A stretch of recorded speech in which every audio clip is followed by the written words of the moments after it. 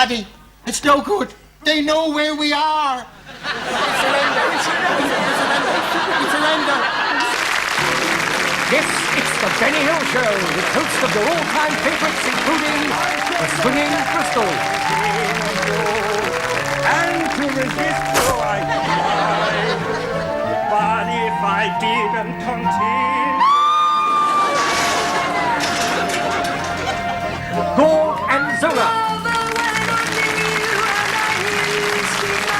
Mrs. Gibson. With her trombone, the lovely Marianne Faithfull.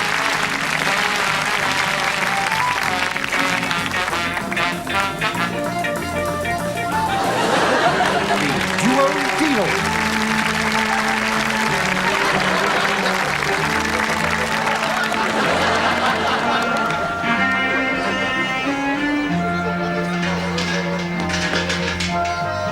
Irene Gold Porter.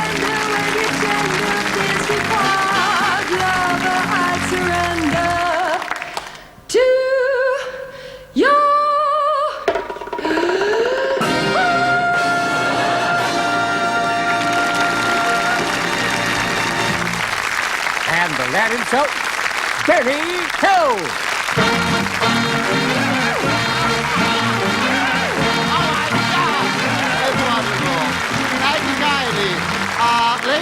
Ladies and gentlemen, it is not generally known that the island of Luana, or Polynesia to be Pacific, oh God, has the largest female population in the world. When I say large, I don't mean numbers, I mean they are big. God, they are big! Oh, the pains are coming back. But the average size of the average Luanese woman is 52. 19, because nothing will grow in the shade out there. 38, but of course they are not everyone's cups of tea. But personally, I look at it like this. They make my wife look like a midget, because my wife's only about so high. And God, she is stupid. The other day they gave her the key to the city. She locked herself out. Thank God. But while I was in Luana, I had the pleasure several times of meeting the chief there and his 17 wives. 17, God, all that meat and no potatoes. And he was a funny little fellow, white hair and wizened old little gnarled hands, about 30. And he wrote a very beautiful song once, and it was only 4 verses long, and I have translated it into English. In English, it is called, "She was only a stockbroker's daughter, but everyone got his share." Please yourself. Well, he wrote these 4 verses, and before he could write the 5th verse, he got trapped in a revolving door with 2 hula-hula dancers. Big ones! And he was massaged to death. If you gotta go, that's the way to go, ain't it? However, I'm going to sing his song. Now, there's only 4 verses, not quite cute. So here we go with his Luanese. On the beach in Waikiki, there lives a lovely maid who cannot keep her body still when her favorite song is played. But if you sing the chorus in Hawaiian, they say that she'll appear. Not only will she dance, but she'll give you her souvenir. Her song goes, "Uanane, ulawane, ulawane, na a, ulawane, alamaanane, ulawane." Manuna?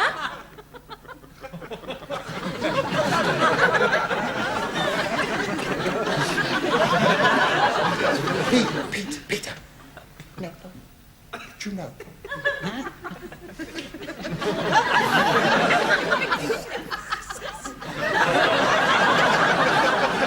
Ronnie, a little bit quicker. One day she bought a book so she could learn to water ski. Then she spent a fortnight looking for a sloping sea. But when she wanders in her long grass skirt, the excitement never stops. And all the farmers say they love the way that she rotates her crops to the tune of Waluale, Ulamane, Ulamada, not Wanane. Cavities are taken them and covered them with chocolate. Drink a pint of milk a day. Ooh-wee. Manuna? Like a pigeon on a hot pavement. I'd love to see her in 3D. That's my room number. Third verse. We lay upon the sand one day beneath the cloudless skies. I brought her a crimson rose to match her bloodshot eyes. Oh, won't you get a little bolder, my shy young thing, I said. She got a little bolder and she dropped it on my head.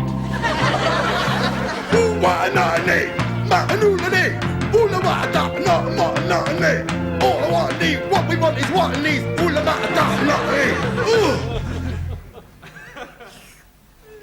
Manuna? Reminds me, I must get some hot cross buns for you. Hang on to your hernia belts. Fourth and last verse, okay. She said, you give me half a crown and I will read your palm. Then she saw my love line went halfway up me arm. So now she's changed her prices, although she's just as willing. It's big fat men at £2.10 and little boys a shilling. Come on, kids, all right!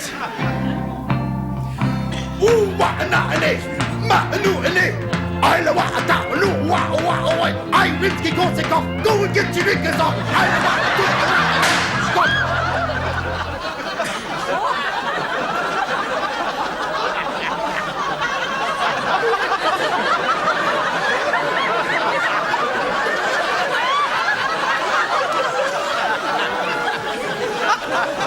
I know how you feel!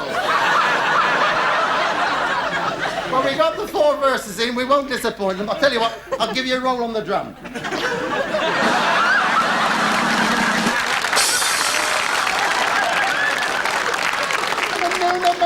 Manuna.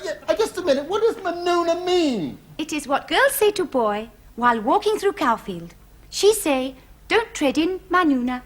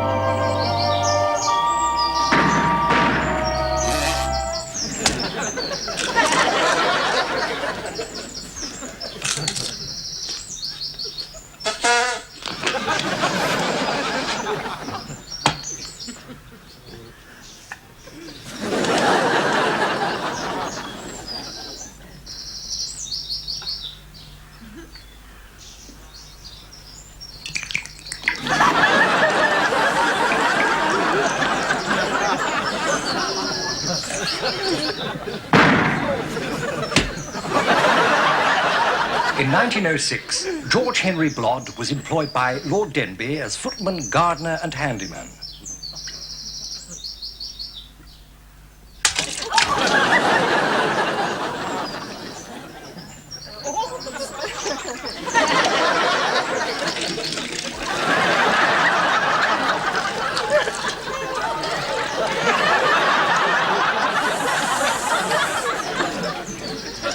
While Lady Denby's maid was a charming creature named Emily Turnbull. And on Sundays, George would entertain his lordship's guests on the flute, while Miss Emily played the virginal. She didn't fool anyone.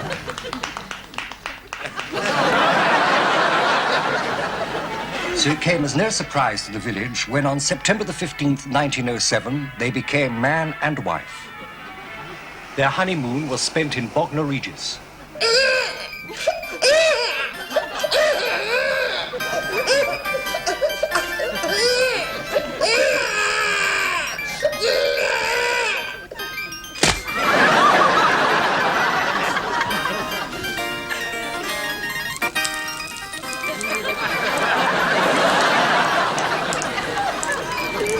Emily christened her son Gavin after a sailor she once knew. Listen to him talk. Aye, and him only 7 years old.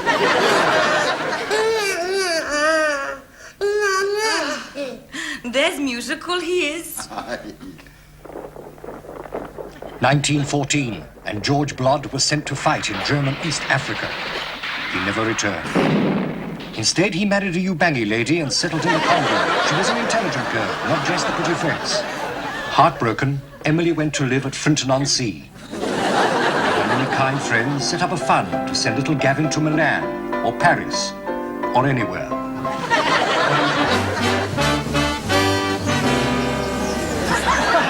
After all, boys will be boys, Nescaf. But you know, as a child, Gavin was a delicate, sensitive, a rather highly strung little boy.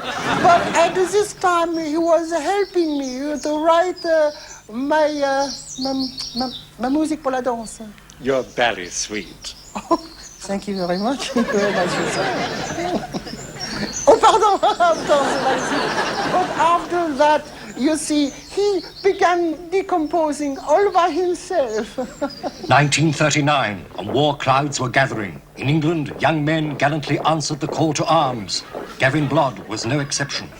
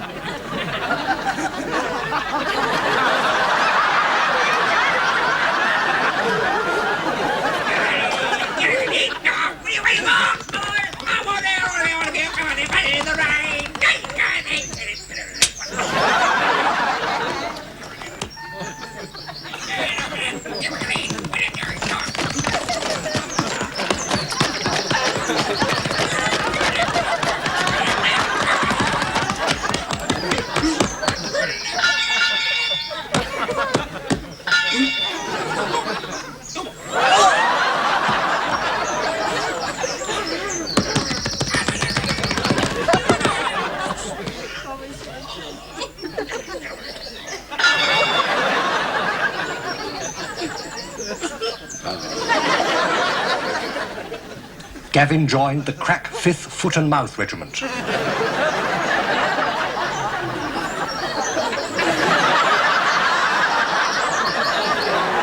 At ports everywhere, soldiers embarked for the front. On the dockside, crowds were singing and cheering and laughing because they weren't going.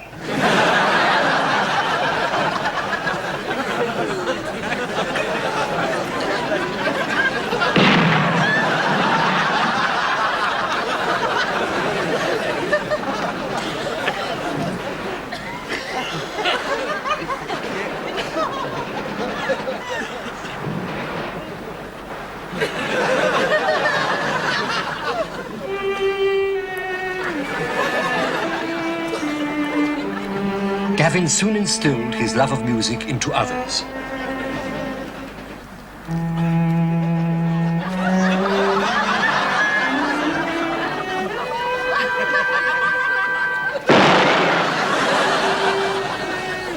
Gavin was tireless in his efforts to entertain his fellow soldiers.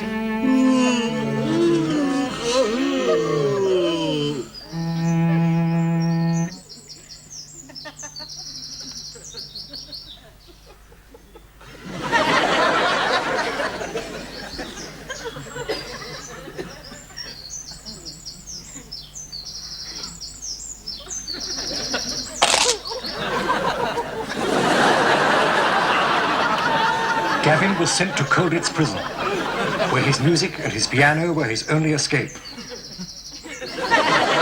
2 days afterwards, Germany surrendered and Gavin settled down in Vienna. Schön. Schön, schön. You know, during the war, everybody here in Vienna was poor. I was poor, my wife was poor, the butler was poor, the maid was poor. But it was this poverty that brought all the people together. You would see advertisements in the newspaper saying, communist with a knife and fork wishes to meet capitalist with steak and kidney pudding. Bravo! Dankeschön. I think that Gavin Blood came here for the music. After all, where else but in Vienna would you find music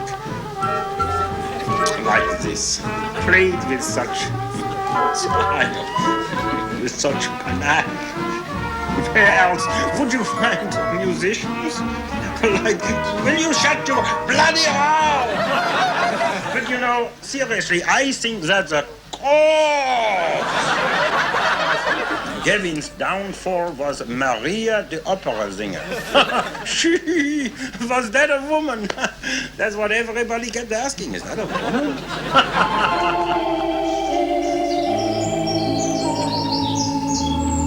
In 1949, Gavin fell in love with opera singer Maria Carlo. It was her voice that first attracted him.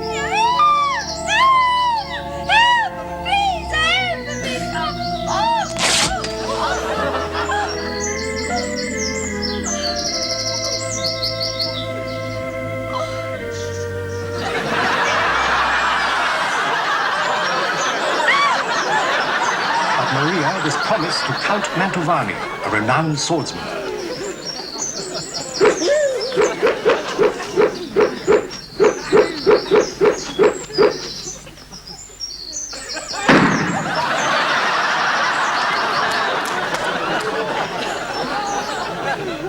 They were married on March the 15th, 1950.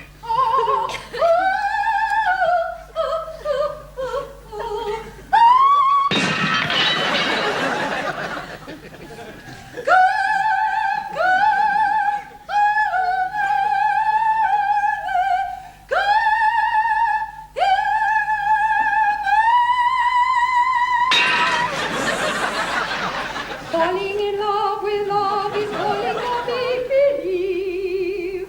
Falling in love with love is playing the fool.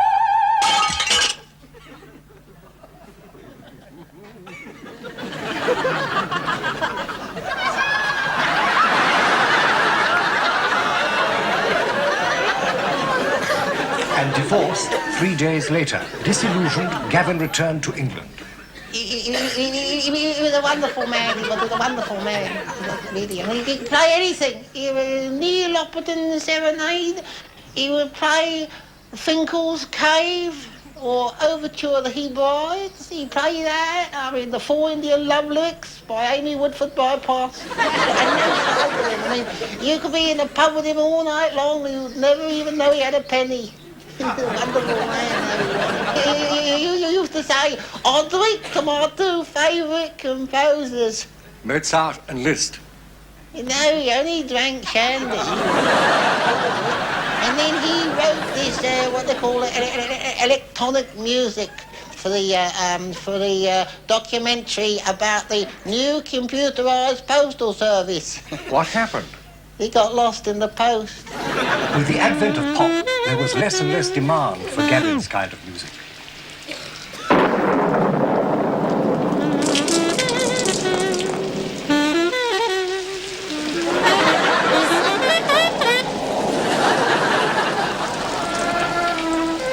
At the age of 62, overcome with remorse and chronic flatulence, he took to his bed, where he remained for 3 years. Is Vicar gone yet? No, and it wasn't the vicar, it was the doctor. I thought he was a bit familiar for a vicar. You've eaten your bread poultice again, haven't you? Well, I was hungry, wasn't I? It's time for his bed bath anyway. I'm not having a bed. Get up. I'm not having a tuck me. Get on out of it then. Don't worry, old fellow. We'll have you on your feet in no time. I don't have a job getting the coffin down these stairs. Get off with you. I don't want to touch it when you go there. Nurse do it. Oh, then.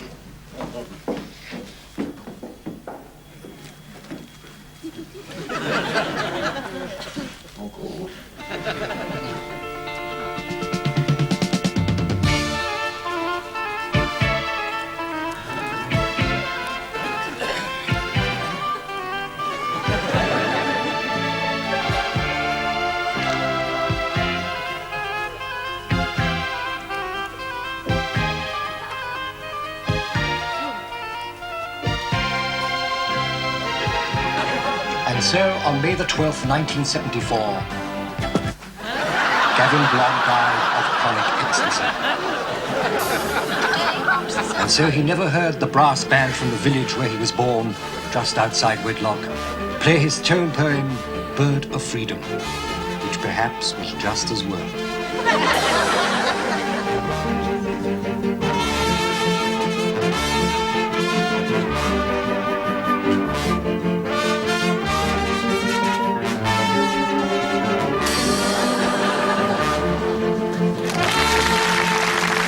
I say, Patrick, would you look at that? They want drivers and we can't drive, and they want typists and we can't type, and them over here, they want 3 fellers, and there's only 2 of us. Ladies and gentlemen, will you now welcome, please, the enchanting Lee Gibson.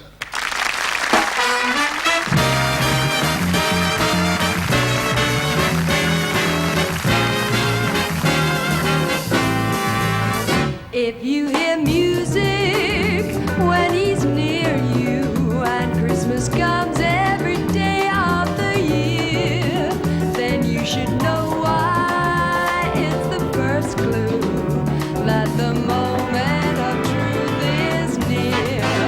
If every time he glances your way, a million bells start to ring loud and clear, and after one kiss you yell Mayday, then the moment of truth is here. There will come a day when he'll look at you, thrill you through and call your name. That'll be the day when you say I do, for you'll discover that you've grown tired of playing the game. And then you both know you're through dreaming. Oh, promise me starts to sing in your ear. You're wide awake, girl, you're not dreaming. For when you say I do, the moment of truth at last is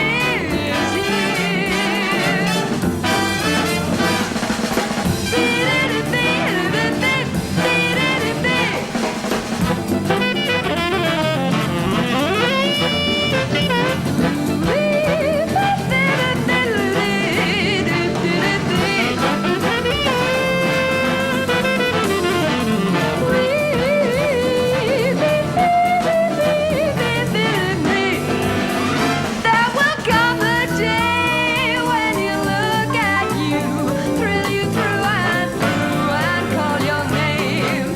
That'll be the day when you say I do, for you'll discover that you've grown tired of playing the game. And then you both know you're through dreaming. Oh, promise me starts to sing in your ear. You're wide awake, girl, you're not scheming. For when you say I do, the moment of truth at last is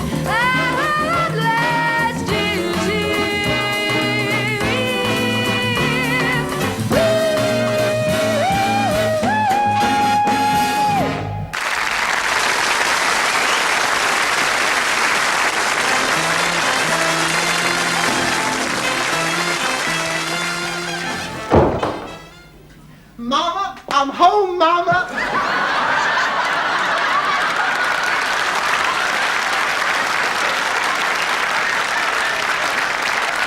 Land's sakes, girl, where you been all this time? Mama, a strange man followed me all the way home. How did that make you late? He wasn't walking very fast. Look, I'll put out them cookies you made, because guess what? What, Mama? You are gonna have a gentleman cola.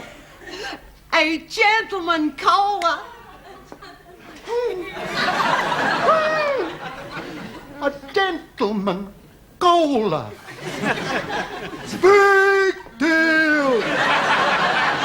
Mama, you act like it's the first time it's ever happened. Well, I've had gentlemen colas before. Well, Mama, I can marry any man I please. But you don't please any of them, do you? Look how you treated that Poa Note and Short. Power, Noah, and Short? Mama, Norton Short was not a knower-mower man. Owned his own drive-in movie. So as he could look at the wall-to-wall carpeting. He let the people over 70 in free. Only if they was accompanied by their parents. When he went away on business, were you faithful to him? Mama, I was faithful to Norton Short several times. Elmer Brigg. Elmer Brigg, holy cow, Mama, I seen a nice little engagement ring in a jeweler's window, and I said, Elmer, why don't you go buy it? And he did. Went straight by it.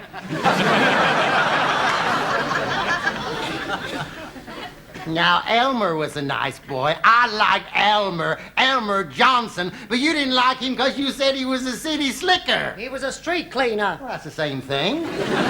Baby, we just gotta get you a rich husband. We can't go on like this. So when he comes, please be nice to him for Mama. Mama, it is not me that puts him off. It is you. Mama, do you remember when you had to drive Jed and me down to the clam bake? We were sitting in the back of the van sparking, and all you had to do was follow the white line down the center of the road. You had to go and follow a cow that was late for milking. When we got to the clam bake, you had to go and put an egg in your malted milk. Well, lots of people have egg in their molded milk. But not fried, Mama. And then when you seen Jed's poor grandpappy's tombstone there hanging on with that long piece of wire, you had to go and say, I see you got the phone put in. Mama, I have tried to love you. God knows I have tried to love you, Mama. Do you remember, Mama, when I was a little bitty baby? If ever I fell down and hurt my knee, I used to come to you, didn't I, Mama? And I'd say, Mama, can I have a cookie? And when I lost my teddy bear and my woolly panda and my little dollies, I used to come and I'd say, Mama, can I have a cookie? And then that day when my own dear, sweet, wonderful little pet skunk died, I came to you and I said, Mama, can I have a cookie? And not once did you bloody give me one, so you ain't having none of mine yet.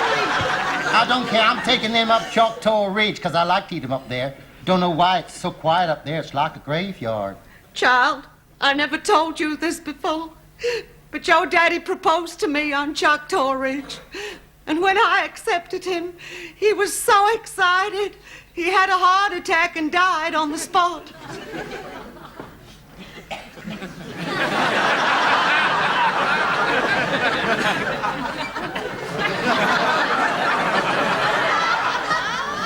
Mama, do you realize that what that makes me? Yeah, and a mean one, too. Now my fanny's broke. Here, holy cow. Miss Sister?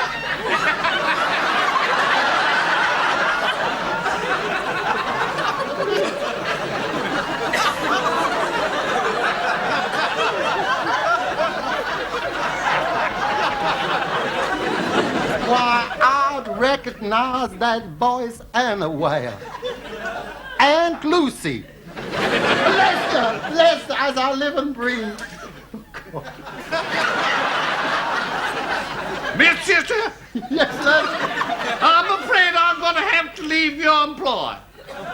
Leave my employ? In heaven's name, why? You don't pay me no wages. Why, Lester, you haven't even spent the $50 that we promised you last year. It's just not for myself, Miss Sister. It says here that it's come to my notice that my 3 daughters are all pregnant, and they claim that you are responsible. Is that true, Lester? Yeah. Lester, I do believe you're blushing. Oh. Lester, that is the 12th time that it's happened this year, and it's only January the 4th. Yeah. Lester. It's the doorman. I do believe it is. Now, don't rush yourself. You better go and have a lie down. I'll answer it myself. Yep. Yeah, hey, Mama! There's a skinny, ugly, 4-eyed, shrimpy little baldy boy want to see you. And this nice gentleman would like to see you, too. Wow, Mr. Arbuthnot, my, you look so immaculate, don't he, Sissy? Yeah. Oh, this is my daughter, Sissy. Hi. Not from here, you ain't. Now, why don't you join Mr. Arbuthnot? Why, is he coming apart? It's a little warm for this time of the year. It sure as hell is. Why, I'm sweating like a horse's armpit. Do you know who wanted to marry my daughter, Sissy? Only the mayor. He was corrupt. I seen him in church on Sunday. So did I. He crept into the crypt. Corrupt. And then he crept out again. Still corrupt. But, Sissy, every man has his price. But he gives green stamps, Mama. Holy cow, honestly, and eat. That's the first time I ever seen sparks come out of a knife and fork. And do you know another thing? One time he put his false teeth in upside down, ate half his head before we could stop him. You know, we used to call him Vesuvius on account of he was always belching and dropping ash all over the place. I guess you two young'uns would like to be left alone. Yeah, sure as hell would. Why do you keep scratching yourself? Because I'm the only one who knows where it itches.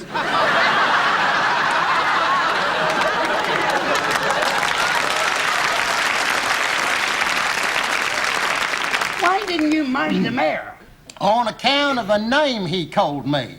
What name was that? Well, I don't rightly remember, but I know it began with the B. Was it beautiful?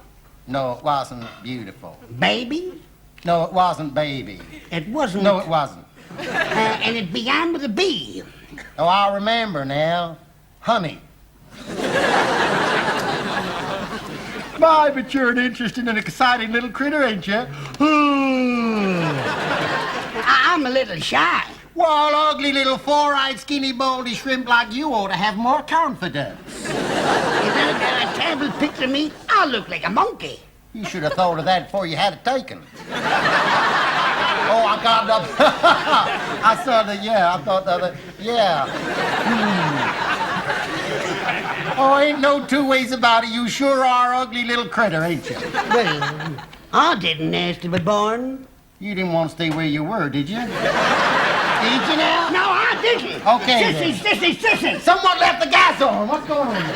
What? I have a very important question I want to ask. Then hold everything buster.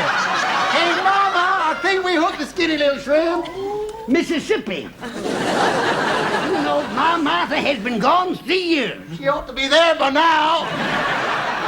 But I've been faithful. I think adultery is just as wicked as murder. Don't you agree, Sissy? I don't know. Ain't never killed no one myself. Mississippi, will you marry me? Me? I thought you wanted to marry Sissy here. What? That great ugly lump? I wouldn't kiss her with a set of bonnet lips. Why, I have never been so insulted in all my life. That's because you don't get around enough.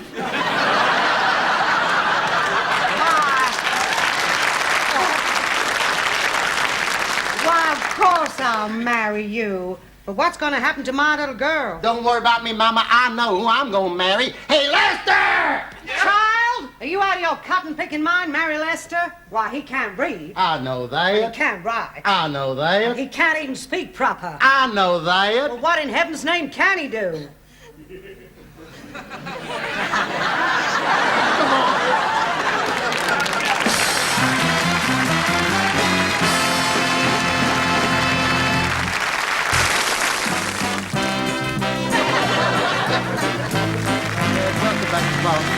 Now, I expect you remember that last week's winner was Peter Potty and his performing pig. He will not, however, be going on to our all-winners show on February the 31st, as last week he had a rather lean week and had to eat the act. His place will be taken by the act that came in second, that very talented soprano from Cardiff, Arthur Treader. And so we come to our last act this evening. They come from British West Acton. They are all related to each other. They've done 2 command performances on the Woolwich Ferry. And they've appeared in front of the President of the United Dairies, And they are the versatile Bentwoods. Right, and here we go!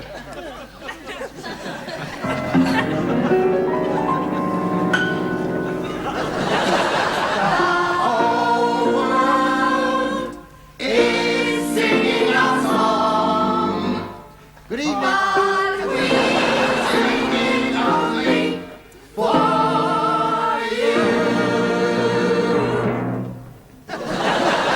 Good evening, ladies and gentlemen. Let's meet the family. Here is Uncle Jackie. Spoons and whistles on the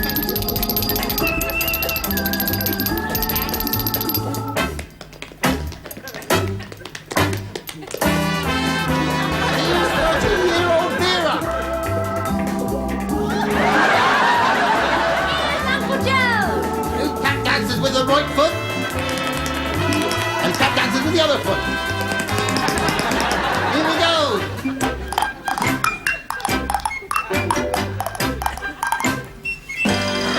Let's meet Mother. Come, get together. Let the dance floor feel your leather. Steps lightly as a feather. Let's talk go. Let's talk go. Relax. Let's talk go. Relax. Got stuff tied up in a knot. Night is cold and the music's hot. Come, cuddle closer. Don't you dare to answer no, sir. Put your bacon, clock or grocer. Let yourself go. Thank you, Mother. That was right. And let's meet the youngest member of the family.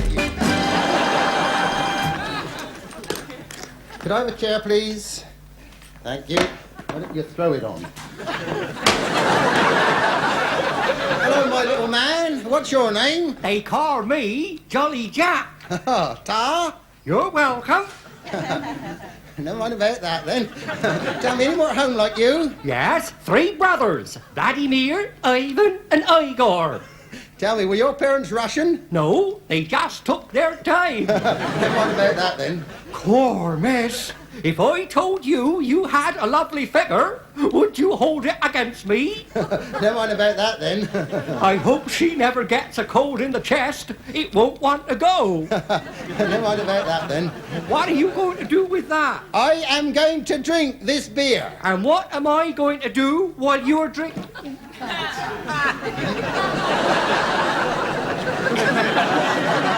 You are going to Don't do that. Oh. You are going to recite the alphabet. Recite the alphabet? Impossible! We'll soon see whether it's impossible or not. Right, ready? Off you go. Right. A, B, C, D, E, F, G, H.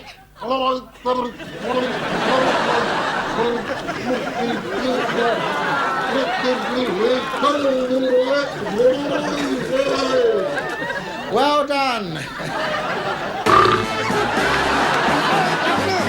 that? That is Uncle Henry, the Wizard of the Wheels. Here he goes.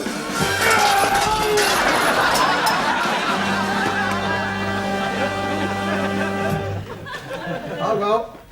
Never mind about that. On with the show. On with it. Here we go. Thank you. A little bit of magic now. A little bit of magic for the children. Right. That's the idea. Right, get up. Here we are. Here we are. Right. Don't worry, children.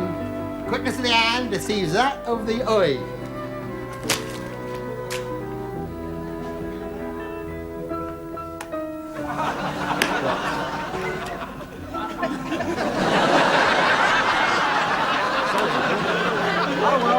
On with the show. Right, now here we go. And Mother and I are going to show you how to make that lovely toy, that lovely cat doggo, you know, that little toy there. That'll probably cost you quite a lot of money in any big store over Christmas with just a few little ordinary party balloons. Put it down, put it down. Put it down.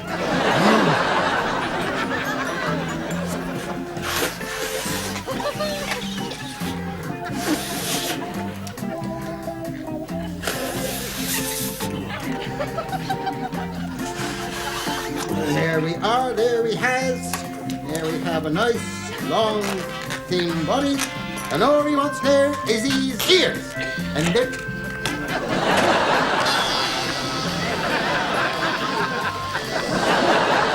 A few, like, little party balloons. Here he gets in there, nice long straight body. I'll take a second.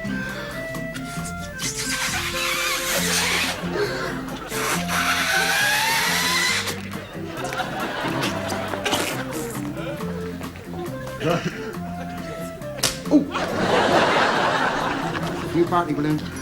Nice thin body.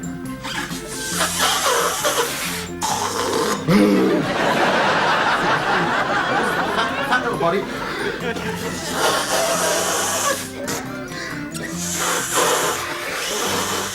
Right! Hold it!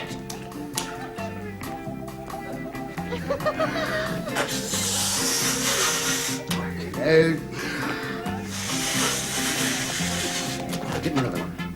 Hold that.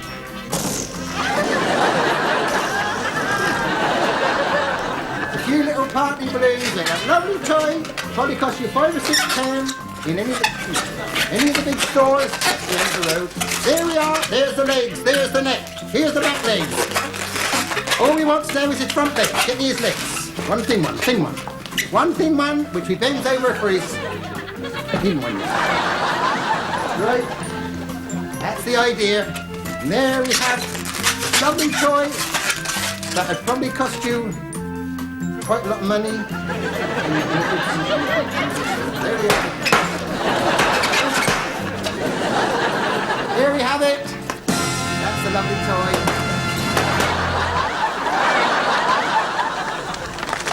Right, on with the show!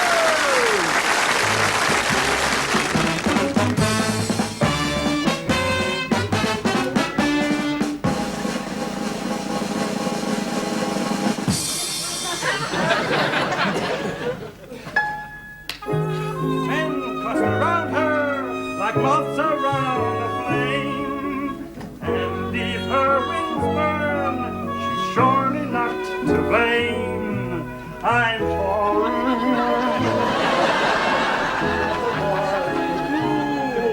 I never wanted it. I can't help it.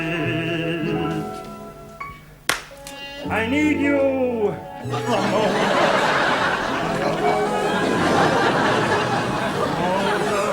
I hear the mission bells above. They're singing out a song of love. I bless you, God bless you, and bless the day.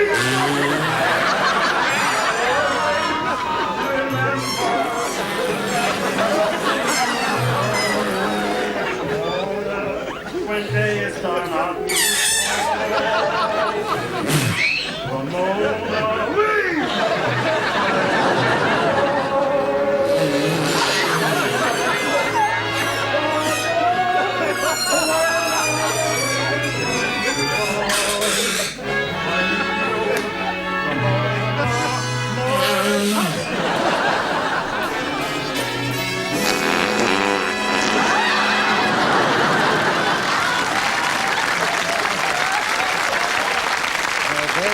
versatile benches. Now, are they going to beat tonight's winner so far, who is Happy Max with 107? Well, we'll soon find out as we go for Marks for Presentation, Ted Ray. Well, you know, I come from a large family myself. Well, 14 of us, really. We used to put Mother on a pedestal. We had her to keep her away from Father. But I must say I like the tiny fellow. Reminded me of my father, Arthur Askey. Arthur Askey. He's a nice little thing. Has he really? I didn't know that. No, I thought they were very good. Well done. And they should be. 9. How about you, Mickey Most? Yeah. Well, I thought their singing and their dancing was interesting and exciting, and acting was quite nice, quite refreshing, actually, terrific. But, you know, I've handled them all. Beatles, I've handled them, and Milliken and Nesbitt, I've handled them. And Kathy Kirby? No, I've never handled them. No, I've never handled her. I've never represented her, you know. But I think they're a very good act. They should go a long way. The sooner they start, the better. 6. Clifford Davis. Well, now, I do know a little bit about magic myself. Now you see it, now you don't. Now you see it, now you don't. Now you see it, now you don't. Sounds like a nudist rolling down a hill. No, I thought perhaps the magician was perhaps just a tiny bit unlucky. I think if he'd have cut a lady in half, he'd have probably got the half that eats. But all in all, no, jolly good. I give them 9. Tony Hatch? Yeah, well, you know, I like to pray whenever I possibly can, but I don't know about in this case. I mean, that woman who sang, she had rather a peculiar shape for a woman, or a man, a camel. But, I mean, she could sing on What's My Line for a couple of hours and still fool them. It seems to me that she's trying to emulate Cilla Black. And I'm not absolutely sure that the world's ready for another Cilla Black. I'm not even sure they were ready for the first. 3. Right, now, well, that makes quite a lot. Yes. Now, marks for content, Ted. Well, I believe in life, liberty, and the pursuit of Raquel Welch. Mickey Boast. No, I'd only give him half that. 6. Clifford Davis. Oh, they were worth more than that. 4. How about you, Tony Hatch? 2. Well, that makes around 30. Well, somewhere around. Star quality. Oh, I think definitely 6. 6, sorry. Mickey Boast? Well, I'd like to give the little old man 3, give the old bird 2, and the little blonde, I'd like to give her 1. I mean, I'd like to give her 1. I'd like her to have 1, like, you know, making 8 in all. What do you say, Clifford? I thought the contortionist was perhaps stretching things a little bit too far, but that's only one way of looking at it. All in all, a resounding success. Congratulations. Give them 3. Tony Hatch, are you feeling any more generous? Well, I got up at 7 this morning and I came here at 7 and it's 7 of them in the act, so I'll give them 2. Making in all 101, so Happy Max is still the winner with 107.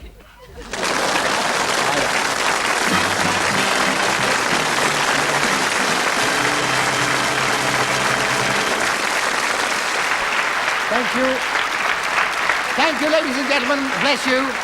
Thank you for joining us, and we look forward to seeing you all again very, very soon. Until then, bye-bye.